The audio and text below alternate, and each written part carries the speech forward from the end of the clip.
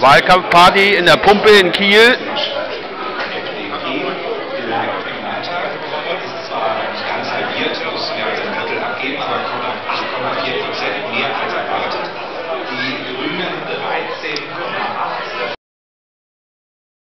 Das sie in Schleswig-Holstein jeweils hatten.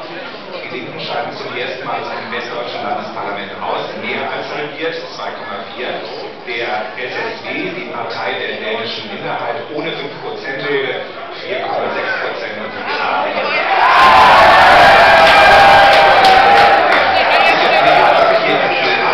mehr als 6 Parteien im Parlament bleibt, Linke raus, Piraten rein. Da bleibt es sozusagen eine 6er-Staffel. CDU und SPD gleich stark, was die Mandate angeht.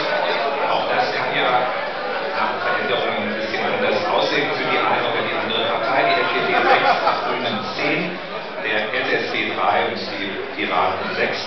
Das heißt, dass für die rechnerisch möglichen Mehrheiten neben der großen vieles denkbar ist. Sie haben ja gehört in unserer Sendung, es gibt schon die ersten Nachfragen dazu, die ersten Diskussionen. Alle halten sich bedeckt, auch weil die Dänenampel, so wird sie genannt, eine ziemlich knappe Angelegenheit wäre.